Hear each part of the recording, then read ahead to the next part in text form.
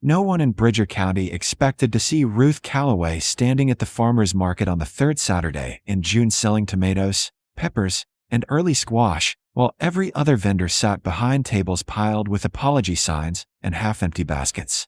But there she stood, quiet as always, beside crates overflowing with produce so perfect it looked like magazine photography. And across the market, farmers who had spent months mocking her underground greenhouse now stared at those vegetables like they were witnessing something impossible. Because 2 weeks earlier, a freak late frost had swept through the Montana Valley after the warmest April in decades, catching everyone off guard and destroying nearly every crop in the county. Everyone's except Ruth's. It had started 8 months before the frost, on a gray October afternoon when Ruth drove her pickup into town and stopped at the hardware store with a list so unusual that the clerk called the owner over just to read it. Geothermal piping, industrial ventilation fans, reinforced polycarbonate panels, grow lights rated for continuous operation, and at the bottom, circled twice, excavation equipment rental. You building a spaceship? The owner asked, half joking. Greenhouse, Ruth answered flatly. Underground. He laughed outright. That's a new one. Ruth didn't smile. She paid cash for what they had in stock and ordered the rest without explaining further. By the time she left, the story had already started spreading because in a county where everyone knew how farming worked, Ruth Calloway's plans sounded less like agriculture and more like science fiction. Ruth had been farming alone since her husband died 4 years earlier, working the same 40 acres his family had owned since the 1950s. She wasn't flashy or social. She sold vegetables at the weekend market, kept to herself, and ran her operation with the kind of quiet precision that didn't invite conversation. Most people respected her competence even if they didn't particularly understand her. But this greenhouse idea changed how people saw her. Because Ruth wasn't proposing a simple hoop house or a glass structure like the ones dotting other properties across the valley. She planned to dig down 8 feet into the earth behind her barn and build a growing space entirely below ground level, insulated by soil, heated by geothermal exchange, and lit by powerful LED arrays that would simulate sunlight year-round. When word spread, reactions ranged from confusion to outright dismissal. At the co-op, Jim Haskell shook his head while loading seed bags into his truck. Plants need sun. Real sun. You can't just bury them and expect them to grow. She's overthinking it, another farmer added. This valley's been growing food for 100 years without digging holes in the ground. Even Ruth's neighbor, Paul Tenner, who farmed the adjacent property and usually stayed out of other people's business, stopped by one evening while Ruth marked the excavation site with stakes and string. You sure about this? He asked carefully. Ruth hammered another stake into the dirt. I'm sure conditions are changing. Frost comes later. Droughts last longer. I'm tired of losing crops to weather I can't control. Paul frowned. So you're going to grow everything underground forever? Just the things that matter most, Ruth said. Tomatoes, peppers, greens, crops that pay well and die fast when temperatures swing. Paul studied the marked rectangle stretching nearly 30 feet long. That's a lot of money to spend on something that might not work. Ruth straightened and met his eyes. It's a lot more money to lose an entire season because I assumed the weather would cooperate. Paul didn't argue further.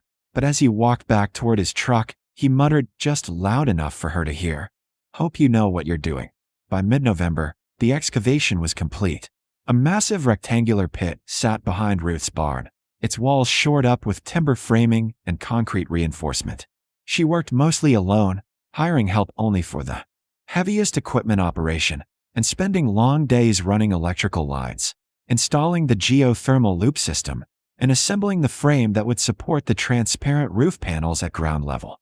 The structure began to take shape slowly, the walls lined with insulation, raised beds built along both sides of the central walkway, water lines connected to a cistern system that collected and filtered runoff, ventilation shafts disguised as fence posts, and finally, the lighting grid, dozens of full-spectrum LED panels suspended from the ceiling, programmable to match seasonal sunlight cycles. It didn't look like a traditional greenhouse. It looked like something engineered, something deliberate. And when Ruth finally sealed the transparent roof panels into place and powered the system on for the first time, the underground space glowed with artificial daylight, so bright it seemed to hum. She planted the first seeds in late December while snow covered the valley above. tomatoes, peppers, cucumbers, lettuce, crops that would normally never survive Montana winter. But below ground, the temperature held steady at 68 degrees. The lights cycled on 16-hour days. The geothermal system pulled warmth from deep earth and circulated it silently through the air. And against every prediction, against every joke told at the co-op, and every doubt whispered across town, the seeds germinated. The plants grew, and Ruth Calloway's underground greenhouse worked exactly as she knew it would. By early March, while the rest of Bridger County still waited for the ground to thaw, Ruth Calloway was already harvesting lettuce from her underground greenhouse. She didn't announce it, didn't post pictures, or invite anyone to see. She simply walked down the wooden stairs each morning into the glowing warmth below ground and worked among rows of green that shouldn't have existed yet. And for a while, nobody knew. But secrecy only lasts so long in small farming towns. The first crack came when Sarah Linden stopped by Ruth's stand at the Saturday market in mid-March and found early-season greens for sale. Not seedlings, not transplants. Full heads of lettuce, bunches of kale, tight clusters of spinach. Sarah picked up a bundle slowly. "Where'd you get this?" "Grew it," Ruth said.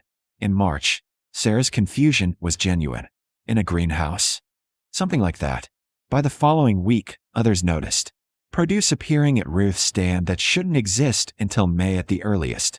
And when someone finally asked directly how she was growing food this early, Ruth answered the same way she always did: short, factual, and without elaboration. Built a growing space that doesn't depend on outside temperatures. That was enough to restart the rumors. And this time, curiosity brought a few people out to her property unannounced. They found the transparent roof panels at ground level behind the barn, glowing faintly even in daylight. And when Ruth caught them staring, she didn't offer tours or explanations. She just kept working. Jim Haskell, who had been the loudest skeptic back in October, dismissed the whole thing at the co-op. "She's running heaters and grow lights around the clock. Wait till she sees her electric bill. She'll spend more keeping it running than she'll ever make selling a few heads of lettuce early." Others agreed. It was impressive, maybe, but impractical. Expensive. Over-engineered. And then April came. It started as the warmest April anyone could remember. Temperatures climbed into the 70s by mid-month. The valley turned green fast. Farmers rushed to get crops into the ground early, planting weeks ahead of schedule because the soil warmed so quickly and the long-range forecast showed nothing but clear skies. Paul Tenner planted his entire tomato crop by April 20th. Jim Haskell followed 2 days later. Across the county, fields filled with tender transplants soaking up unseasonable warmth while everyone celebrated what felt like a gift. A long growing season, an early start, maybe the best year in a decade. Ruth planted nothing outside. She stayed below ground, tending the crops already thriving under controlled light and stable temperatures, ignoring the perfect weather everyone else trusted. Paul stopped by one evening, grinning. "You see the sunshine? You're missing the best planting window we've had in years." Ruth looked up from pruning tomato suckers. "Forecast goes out 2 weeks. Anything after that is a guess." Paul laughed. "You really think it's going to freeze again? It's almost May. I think weather doesn't care what month it is." He shook his head, still smiling. "You're too careful, Ruth. Sometimes you just gotta trust the season." But Ruth had stopped trusting seasons a long time ago. The forecast shift came on May 6th. A cold front dropping out of Canada, expected to bring temperatures into the low 40s by the weekend. Farmers checked it, noted it, and went back to work. 40s weren't dangerous. Tomatoes could handle a cool night. Then the models updated. By May 8th, meteorologists were using different language. Unseasonable cold, possible frost, protect sensitive plants. But even then, most people weren't worried. Late frost warnings came every spring. They rarely amounted to much. Ruth saw the pressure patterns on her weather app and knew better. She'd seen this before. Warm air retreating fast, cold air sliding in behind it, clear skies at night allowing heat to escape. She walked outside that evening and felt the air already thinning, drying, sharpening. She checked her greenhouse one last time. Everything below ground, sealed away, independent. Then she went to bed while the valley prepared for nothing. The frost came on May 10th, just after midnight. Temperatures dropped fast, through the 40s, through the 30s, past freezing and still falling. By dawn, The valley floor was white. Ice coated every leaf, every stem, every transplant sitting unprotected in open fields. Paul Tenner walked outside at sunrise and saw his entire tomato crop frozen solid. Blackened leaves hung limp from stems, turned to mush. Peppers collapsed into themselves. Squash vines shriveled. Across Bridger County, the damage was total. Thousands of plants destroyed in a single night. Months of work erased. And no time left to replant and still make the market season. Ruth walked down into her greenhouse that same morning and checked her thermometer out of habit. 68 degrees. The lights glowing. The tomatoes heavy with early fruit. The peppers ripening yellow and red. Everything untouched. She harvested a basket of tomatoes and brought them upstairs into a world that had just lost everything. The silence at the farmer's market 2 weeks after the frost was heavier than any conversation Ruth Calloway had ever heard. Vendors sat behind tables holding signs that said, "No produce available," "Crop loss," or "See you next season," while customers wandered through almost empty rows, confused and disappointed. And at the far end, Ruth stood alone beside crates overflowing with tomatoes, peppers, cucumbers, and greens so vibrant they didn't seem real. People stopped walking when they saw her stand. Just stopped and stared. Because everyone in Bridger County knew what had happened. The late frost had destroyed nearly every vegetable crop in the valley. Some farmers lost tens of thousands of dollars overnight. Others were already talking about selling equipment or taking outside jobs to survive the gap. The damage wasn't just financial. It was devastating in the way that only farmers understand, the kind of loss that makes you question whether you can keep doing this at all. And yet Ruth had vegetables. Not struggling replacements. Not salvaged leftovers. Full, healthy, market-ready produce. Sarah Linden approached the stand first, moving slowly, like she wasn't sure it was real. She picked up a tomato and turned it over in her hands. "How?" "Underground greenhouse," Ruth said simply. "I know, but..." Sarah's voice trailed off. "Everything else died. Everything outside died," Ruth corrected. Nothing below ground even felt the frost. Jim Haskell walked up then, his face tight. He didn't say anything at first, just looked at the vegetables piled high while his own stand sat completely empty 3 rows over. Finally, he spoke, and his voice had none of its usual confidence. "I didn't think it would work." Ruth met his eyes. "I know. I thought you were wasting money. Building something too complicated." Ruth didn't respond. She didn't need to. Jim swallowed hard. "I was wrong." More farmers gathered as the morning went on. Not to buy. Most couldn't afford to after losing their crops. But to see proof that someone had survived what they hadn't. And slowly, the questions started. Real questions this time. Not jokes or dismissals, but genuine attempts to understand. How deep did you dig? 8 feet. What keeps it warm? Geothermal loop pulls heat from below the frost line. Insulation holds it in. The lights, do they really replace sunlight? Full spectrum LEDs on a 16-hour cycle. Plants don't know the difference. Paul Tenner stood quietly at the edge of the group, listening. Finally, he asked the question others were thinking but hadn't voiced. Could someone build one smaller? Something that wouldn't cost as much. Ruth considered that. You don't need to grow everything underground. Just the high-value crops. Just the things that matter most when weather turns. How much did yours cost? $15,000 in materials. Most of the labor I did myself. The number hung in the air. Expensive, yes, but not impossible. And suddenly, standing in front of Ruth's abundance while their own field sat destroyed, $15,000 didn't sound reckless anymore. It sounded like insurance. By mid-afternoon, Ruth had sold nearly everything she brought. She sold tomatoes to restaurants who had nothing else to source locally. She sold peppers to families who thought they'd have to wait months for fresh produce. And she sold greens to vendors who resold them at their own stands just to have something to offer customers. But the moment that stayed with her came near closing time, when a younger farmer named Colin Reed approached hesitantly. He'd planted his first full crop this year, invested everything he had, and lost it all in the frost. Ruth had seen him earlier sitting alone beside his empty truck, head in his hands. Now he stood in front of her, looking exhausted and uncertain. "I can't afford your vegetables," he said quietly. I wanted to ask if you'd be willing to talk to me sometime.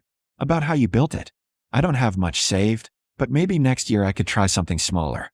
Ruth studied him for a moment. Then she reached under the table and pulled out one of the few remaining crates. Take these. Colin blinked. I can't pay. Didn't ask you to, Ruth said. Come by tomorrow afternoon. I'll show you the greenhouse. We'll talk through what you'd need. Colin's throat worked. Why would you help me? Ruth handed him the crate. Because the point isn't proving I was right. The point is making sure more of us survive the next time. Over the following months, things shifted across Bridger County in ways both visible and quiet. Colin came by the next day as promised, and Ruth spent 2 hours walking him through every detail of the underground build. What worked, what she'd change, how to scale it down for a smaller budget. He took notes in a battered notebook and asked questions until the sun dropped low. Within weeks, 3 other farmers reached out. Then 5 more. Ruth didn't charge for consultations. She shared measurements, supplier contacts, design mistakes she'd learned from. And by late summer, the first new underground greenhouse broke ground on Paul Tenner's property. A smaller version, only 20 feet long, but built using Ruth's geothermal principles. The next spring, when the weather turned unpredictable again, Bridger County had 7 underground growing operations running. Not everyone could afford to build one, but enough had that when another cold snap hit in early May, the farmers market didn't go silent. It stayed alive. Ruth still worked alone most days, still kept to herself, still ran her operation with the same quiet precision she always had. But now when she sold vegetables on Saturday mornings, people didn't just buy from her, they thanked her. Not for being right, but for sharing what she'd learned when she could have kept it to herself. One afternoon in late June, Paul stopped by while Ruth was replacing a burned-out LED panel below ground. He climbed down the stairs and stood watching her work in the cool, controlled air. You know the co-op's talking about offering grants for geothermal builds now, he said. Ruth tightened a mounting screw. Good. Jim Haskell's leading the committee. That made Ruth pause. She glanced back. Really? Paul smiled faintly. Turns out getting humbled by a frost makes people rethink things. Ruth returned to her work, but something close to satisfaction settled quietly in her chest. Not because she'd been proven right, she'd never needed that validation, but because the loss that could have broken her community had instead pushed it toward something smarter, something stronger. As Paul headed back up the stairs, he stopped halfway and looked down at her. You changed how people farm here, Ruth. You know that, right? Ruth didn't look up, but her voice carried clearly through the underground space. I just stopped pretending the weather would cooperate. And below the Montana soil, surrounded by thriving green and steady warmth, Ruth Calloway kept working, not as a visionary, not as a prophet, but as a farmer who had simply refused to lose everything to a world she couldn't control.